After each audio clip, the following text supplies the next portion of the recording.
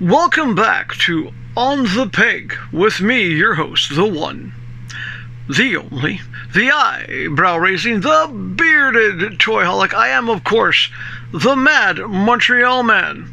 And we're doing a very special Red Platinum episode today. We'll be doing 2 Red Platinums.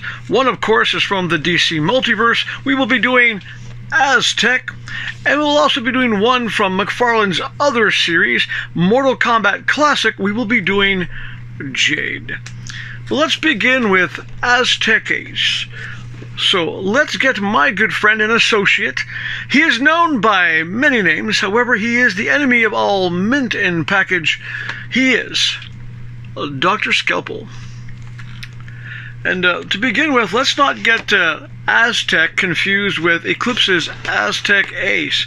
After all, Aztek Ace debuted a lot sooner than Aztek ever did, and it's a different type of comic book completely from a different company. After all, one's a detective, one's a vigilante. So let's throw in a close-up, and we'll be back right after that.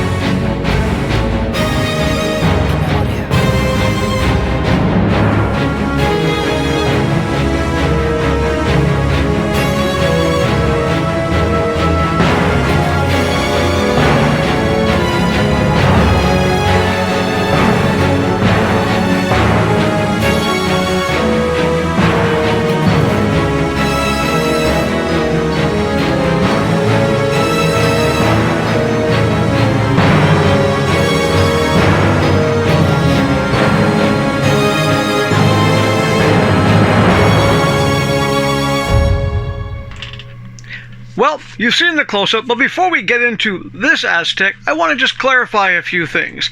When I mentioned Aztek Ace from Eclipse Comics, that was created by Doug Mensch in 1984, not George Orwell's 1984, this world's 1984, and it was based on a time-traveling detective. Now, this Aztek, the one we're looking at here, as you saw in the close-ups, the background artwork was basically how he first appeared and so forth.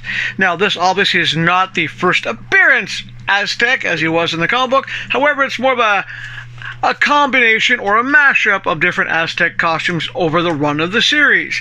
Now, this Aztek, of course, was created back in 1996 as Aztek, the Ultimate Man. And in typical DC fashion, a character that showed a lot of promise, they killed off in Justice League World War III. Of course, they brought back Aztek a bit later. However, this time it was a gender swap, and I'm kind of curious to see what would have happened if they put Aztek out as the regular, and then the gender swap, Nayeli Constant, as the Red Platinum variant. That would have been interesting to see. Now, as for the figure himself, there's a few things I find I'm disappointed with. Of course, is the length of the horns. They should be probably out to there. Also, the major disappointment is the gauntlets. They kind of end very shortly, showing the ball joints. However, though, I am relatively pleased that they came out with this character. I'm actually surprised that McFarlane Toys decided to do Aztek, a character that very few people out there would even remember. Only us old collectors and comic book junkies would remember Aztek, the Ultimate Man, who turned out to be the ultimate sacrifice. He also comes with a card with the artwork upside down, basically meaning he's supposed to look like he's floating downwards. And he has 2 fists. I will most likely swap out the wide open hands for the 2 fists. As for the figure itself, well, it's a reused body. We've seen this body before. There is some nice detail work in the collar. The face is well sculpted, and overall, it does make me think of the combo character. But let's get on with it, shall we? We'll put Aztek off the side, and let's go to another red platinum. Yes, it is Mortal Kombat Jade. So once more, with the aid of my associate, Dr. Steel, we will remove this action figure from the package, and we'll be back after this close-up.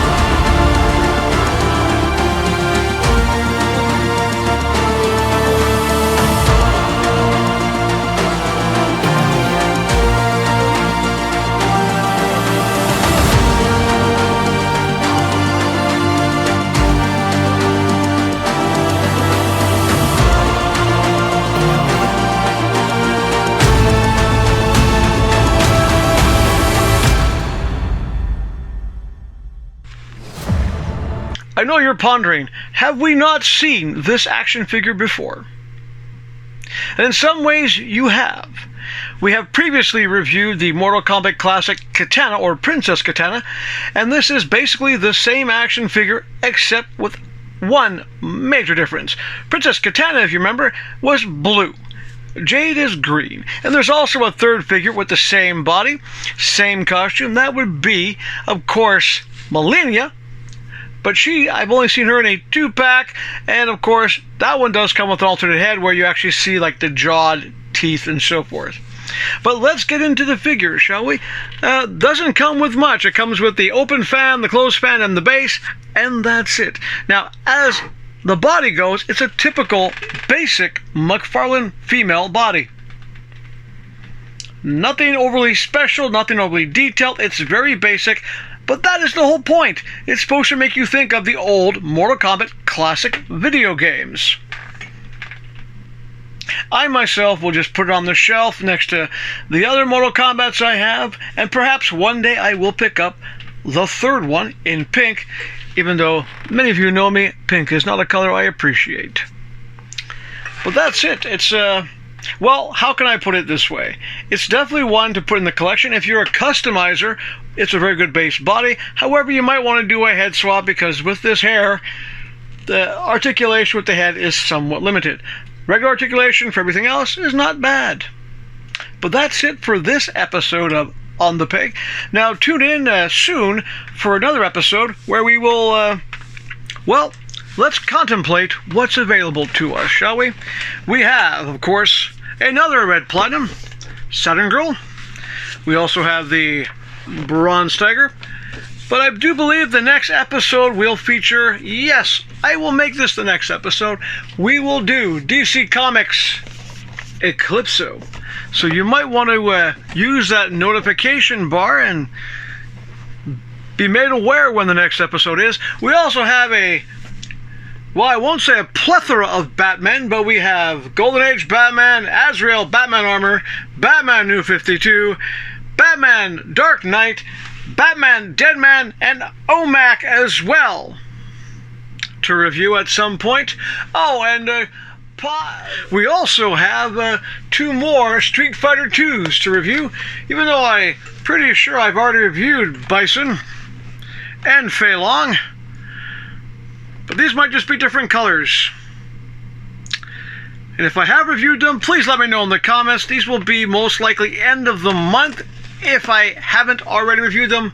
But I have a strange feeling I reviewed them already and I just bought them again. Because that happens. So until next time, please do your best for your body, your mind, and of course your emotional well-being to stay healthy.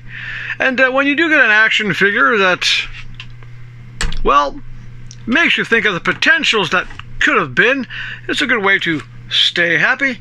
And last but not least, when you have an action figure that would be a good base for customizing, well, of course, that is a good way to stay positive. And last but not least, please do the YouTube shenanigans of hitting like, subscribe, and comment and share. But until next time, notification button, we will see you then. Enjoy your weekend. And, of course, enjoy the bloopers.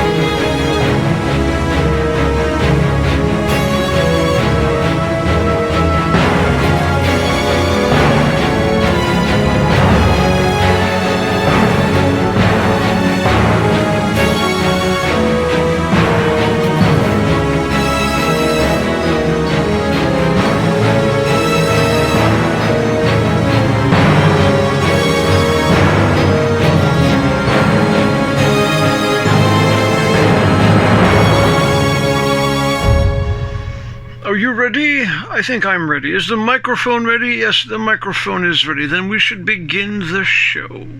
Yes, we should.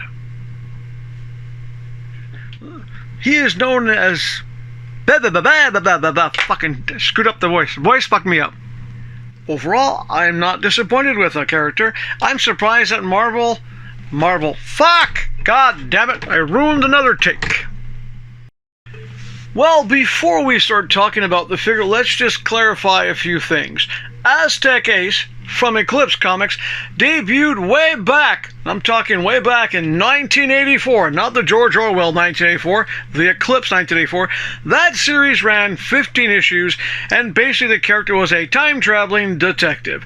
This Aztek, well, it didn't start in 1984. This Aztek here, the one we're looking at right now, and I'm fucking it up again. Well, before we begin talking about Aztek, I just want to clarify a few points. Aztek Ace was a comic book created back in 1984 by Eclipse Comics, and I don't like that at all. Go forth. Oh, say, can you start this whole video over again, because I fucked up. I know you're wondering, have we not seen this body, this action figure before?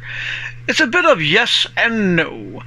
Partially yes, because if you bought the McFarlane Classic Katana, it's the same body, same style of figure, except unlike Princess Katana, Jade is in In some ways we have. However, it's not the same action figure. Previously, I have reviewed Mortal Kombat Classic Katana, and this is now Jade. Now, there are some similarities. I'm